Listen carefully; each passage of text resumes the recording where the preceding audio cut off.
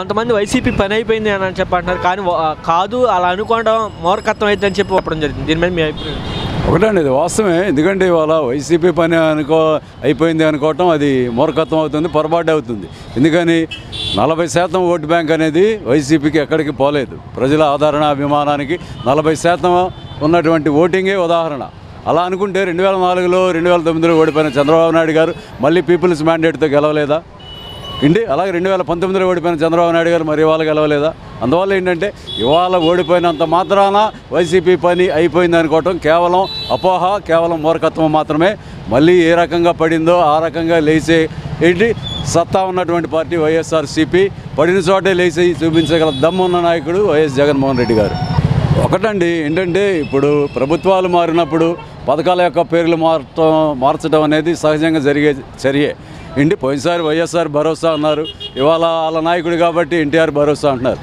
పథకాల పేర్లు ఏవి మార్చినా సరే ఇది గతంలో ప్రభుత్వం ఇచ్చిన పథకాలని కొనసాగించడం అనేది శుభపరిణామం. ఇప్పుడు బాబు గారు వచ్చినా ఎవరు వచ్చినా సరే ప్రజలకు మంచి జరగాలి, అది జగన్మోహన్ రెడ్డి గారే ఆదర్శం ఒక రకంగా చెప్పాలంటే సంక్షేమ పథకాలకి.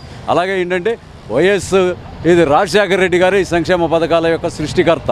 అందువల్ల ఏంటంటే బాబు గారు వచ్చినా ఎవరు వచ్చినా వైఎస్ రాజశేఖర రెడ్డి గారు అలాగే వైఎస్ జగన్మోహన్ రెడ్డి గారు ఇచ్చిన సంక్షేమ పథకాలని కొనసాగించడం, పథకాల పేర్లు మార్చినంత మాత్రం ఇబ్బంది ఏమీ లేదండి.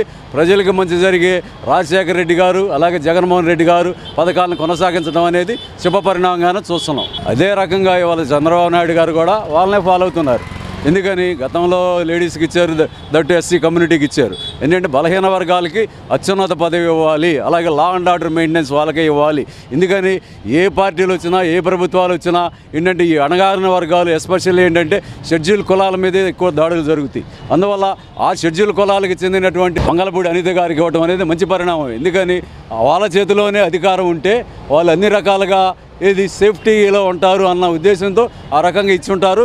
ఏదైనా ఎస్సీలకి బలహీన వర్గాలకు చెందిన మహిళలకు హోమ్ మినిస్టర్ ఇచ్చే సాంప్రదాయం జగన్మోహన్ రెడ్డి గారు క్రియేట్ చేశారు.